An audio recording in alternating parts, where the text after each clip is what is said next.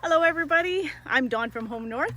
Today I'm picking hazelnuts. Who would have thought that this odd looking tree here was hazelnuts? I've passed by this many times and I thought, what a funny growth on this. But sure enough, after deeper investigation, I found out that I actually have hazelnut trees growing all over my property. And now it's late August, so the time is right for picking these. Now, you can tell that they're ready to be picked. Well, there's a couple of ways, right? So the first is when you're looking at these hazelnuts, so this is the hazelnut in here.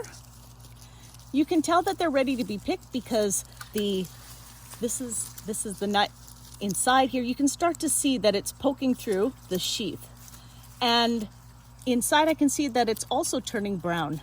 So this is a really good time to pick them. Now you can wait until they fall off the tree, which they will do, but you're always up against the wildlife that wants the hazelnuts as well. So I figured I'm gonna get them before anything else grabs these little things out here. And then I'm gonna show you later what you can actually do with the hazelnuts. So, so you'll know also that they're ready for picking, you know, when they come off the tree really easily, like that. And I love picking these ones too because there's 4 nuts in this cluster. So these clusters, you can get anywhere from 3 to 6, and that makes it all worth the while picking them. You can also check, if you want to wait too when you're picking the hazelnuts, you can wait till they fall to the ground. Like I said, you can search around on the ground for any that have fallen. You can see that some have started to fall here, but then again, I've either lost the nut inside or the wildlife has taken it already. So if you have a way to protect the bushes, then you could also fence them off and gather the fallen nuts, which would be a really simple way of getting them. But anyway, so I'm gonna carry on and pick as many nuts as I can. I'm gonna fill this bucket, which won't take me very long because of the size of each one of those clusters. And then I'll show you what I do with them after that.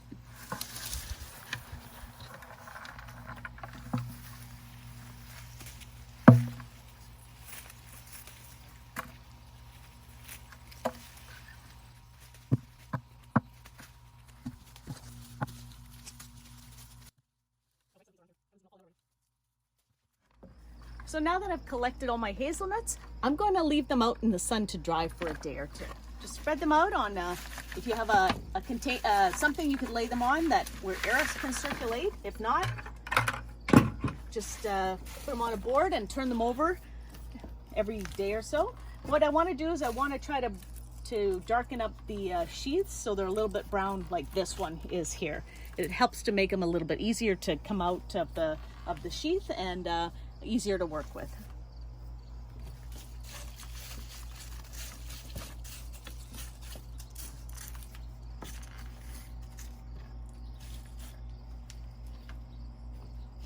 So these are the nuts that I left in the sun to dry out for a couple of days.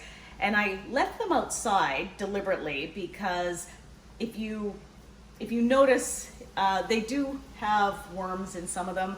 Not surprising, all nuts will have some sort of a insect in them, and not in every single one, but you don't know which one they're in. So I didn't want to take a chance and have worms crawling through my kitchen, so I left them to dry outside. So as long as you have somewhere that's dry, hot, sunny, it's perfectly fine. And look in a matter of a couple of days, they're all starting to fall right out of the sheaths. So I won't have much work to do to separate them, and that's my next task here. I want to get all of the nuts out of the sheaths that they were in, and then I'm going to roast them. So I'm just going to take them out, transfer them onto this lovely old pan of mine, which will do perfect for roasting. Put them in the oven for 350 for about 10 minutes, and then they're good to go. Now, that said, you don't have to roast hazelnuts. They're perfectly fine to eat raw without roasting them. But like I said, you know, I don't want to crunch into any kind of insects. So, you know, just for my sanity, I'm going to roast them up. While we're on the topic of the nuts themselves, these ones with the several clusters together, they are the American Hazel, which is native to native to US, parts of US and Canada.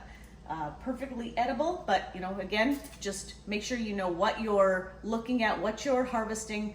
When you go out looking, make sure that you do your research to make sure you're not eating something that is toxic. So that's my next step. I'm going to be roasting these hazelnuts.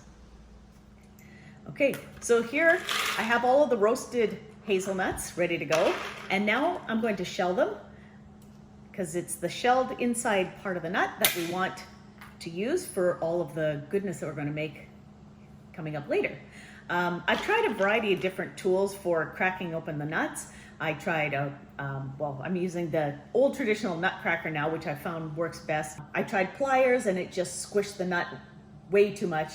I tried putting them into a bag and crushing them with a rolling pin. Again, it just made the pieces of the nut way too small. So this is the tool I'm using, traditional nut cracker. Yes, you got to align the nut a little bit carefully because they are small, or at least the ones that are growing wild at my place are a little bit of a smaller nut. Line them up and just be careful not to crush your fingers. And I'm just going to go and shell a bunch first, and then after that I'm going to separate out the meat from inside the nut. So if you're looking in here, you can see the whiter pieces of the inside here are the nut. Nice and comes out. In this case, you can get nice whole pieces, and I'm going to sift through there and take out the nut, throw away the shell because there's nothing you can do with that.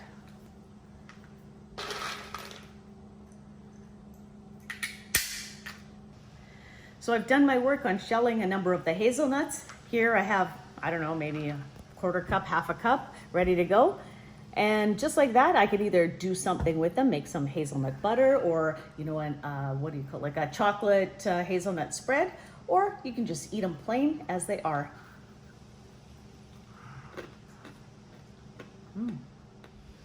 Thanks for watching. Don't forget to comment, like, and subscribe to our channel, and we'll see you on the next video.